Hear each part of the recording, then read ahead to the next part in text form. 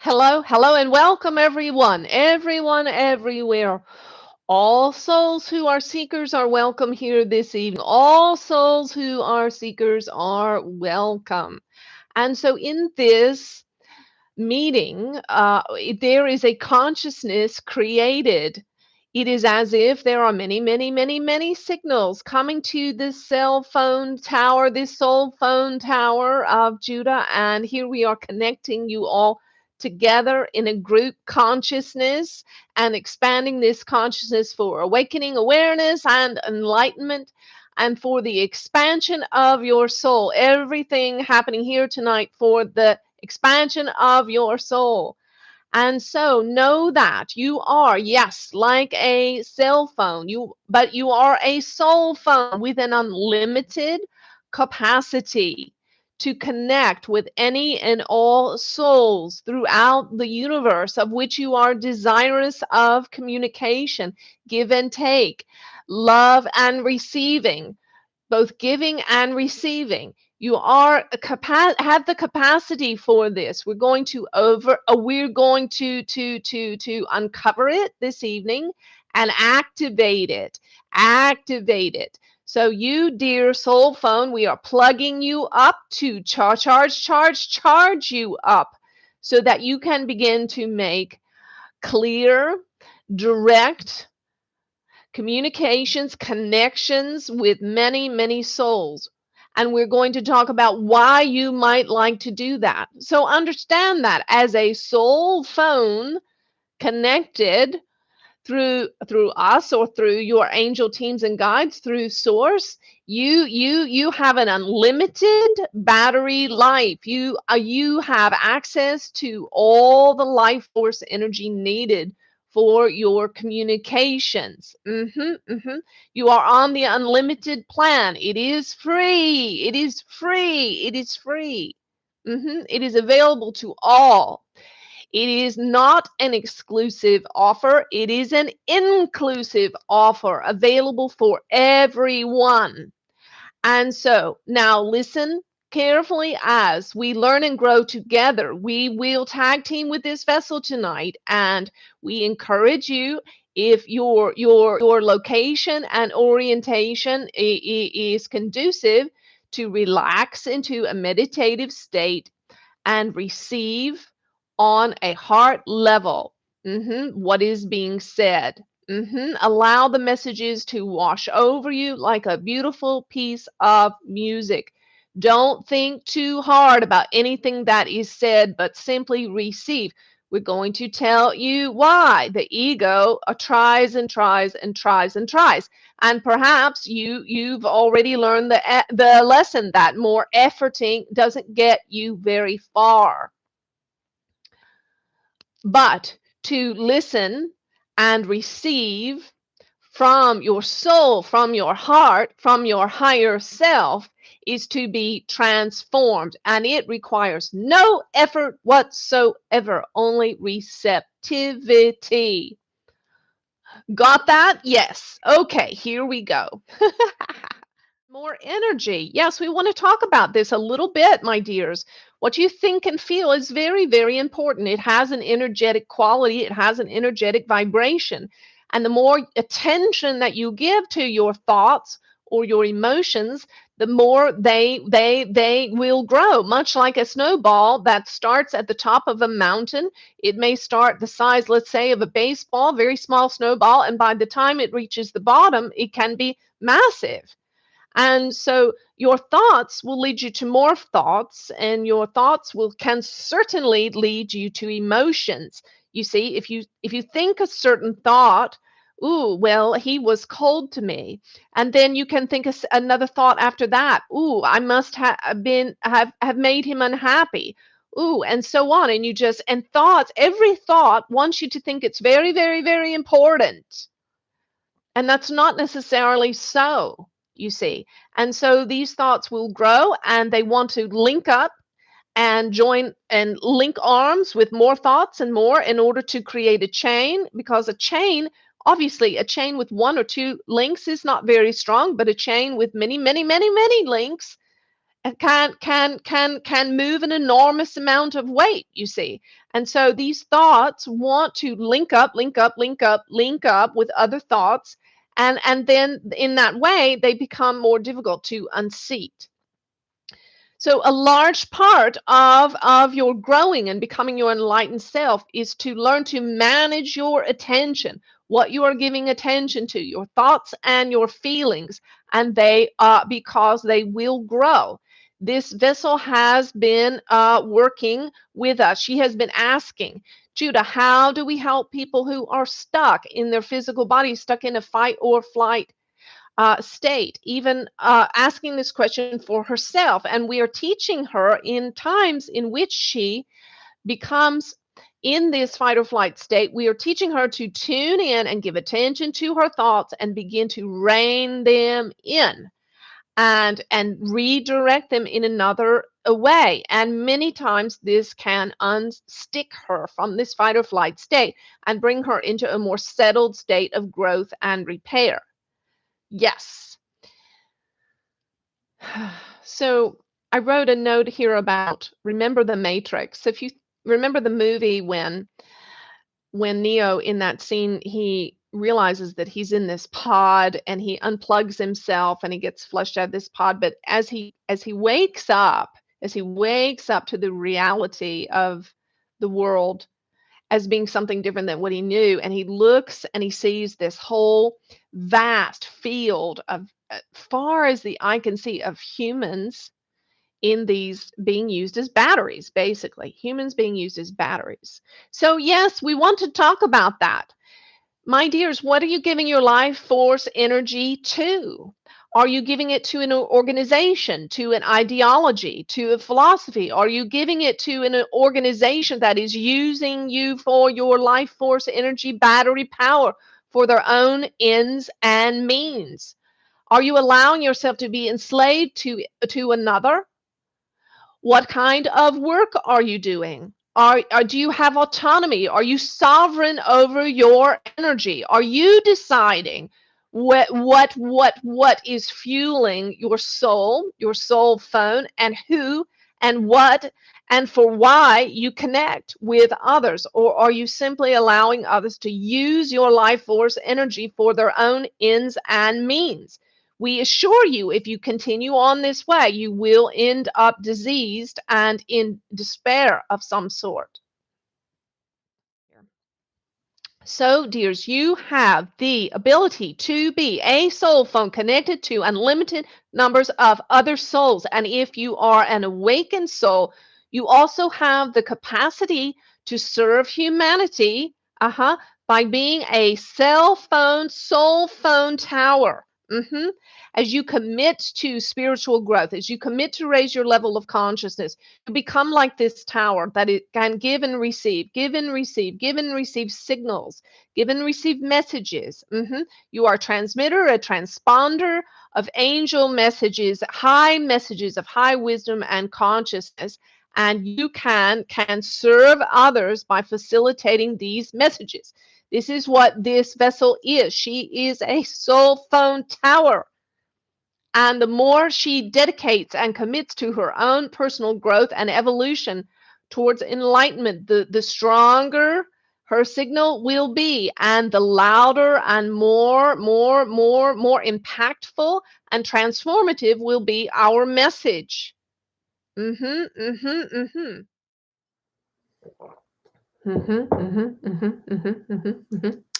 Well, dear, we would say that the messages being sent from angels have a very bright and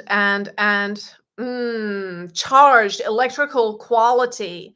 And there are sometimes, dear, because of your life experience and the particular things in which you are struggling, it can be very, very dense and difficult for the messages to get through. But we assure you that we are here and we are listening and we are responding and we are answering in ways that are for your best and highest good.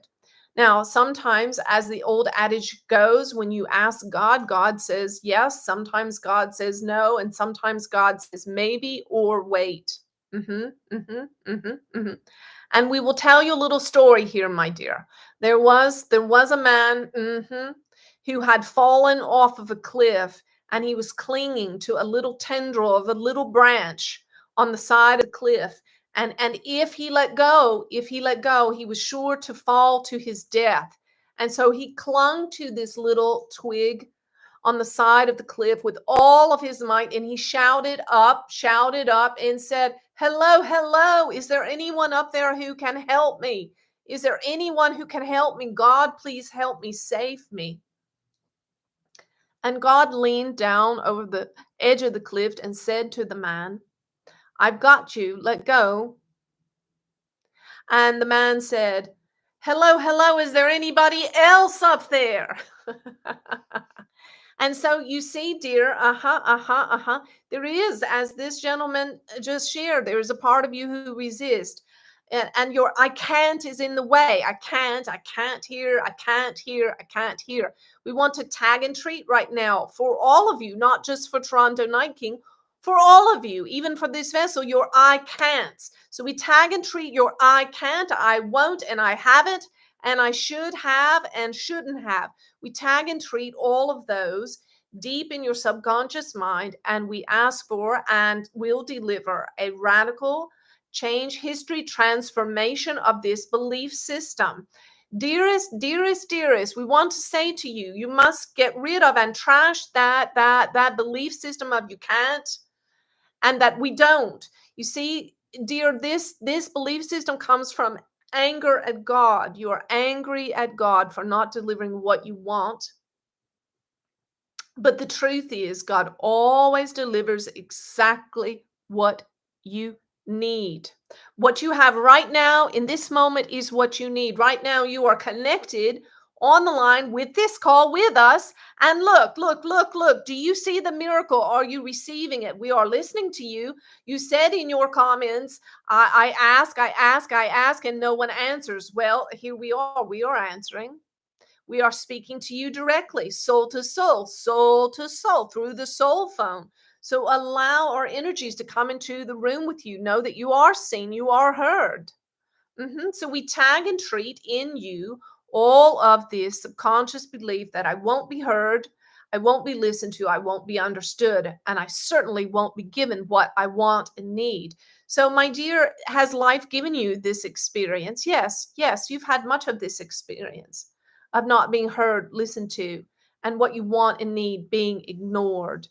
But that experience can come to an end right here, right now, right here, right now. And so we tag and treat all the parts of you in your past, present, parallel, and future reality which have had the experience of not being heard, listened to, or wanted in some way. And we ask for a radical change history of this subconscious belief. Be aware, dear, be aware of this subconscious belief, and now break your agreement with it. If you can find the grace, we are giving you the grace.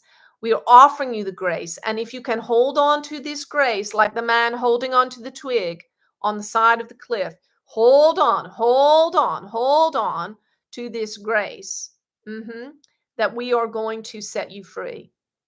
And then when you hear the voice of God, then let go and let yourself fall. Let yourself fall into the arms of divinity and love and love and love and love. And so we ask for you, dear, right now tonight, that you allow yourself to surrender and let go, fall into the arms of love and trust that all is well. For you see, many of you, you watch and you listen to this vessel and you think, look, look, look, look, all this, she has these angels and everything given, handed her to her on a silver platter. That is perhaps what you think, but this is a misconception. For in truth, she has suffered deep, deep, deep, deep darkness, even hell between her own two ears and in her emotional state and circumstances. You don't see that because you are only seeing what you see now, but know that this one you are listening to is an overcomer, and you can also be an overcomer. You can go from sickness to health. You can go from despair to joy. You can go from hell in your experience and state of being into heaven and talking with angels and channeling angels and receiving miracles and the beautiful stories such as this vessel shared. You see, this vessel shared these 4 stories with you of success. She didn't share with you some of the darker, more difficult things. But you see, even when her soul is in darkness of the ego, she knows that there we will be on the other side. You see, they call it the dark night of the soul, but it is not a dark night of the soul. It is the dark night of the ego. It is the dark night is caused by the ego, all the conditioning of your mind, your circumstance, your experience, your parents, your teachers, your society, your culture that tells you you can't, you can't, you can't, you will fail, you won't be successful. It's all despair and gloom and fear and anxiety and all of that. You see, that is the ego telling you those things. And there are also young, hurting, fractured, broken parts.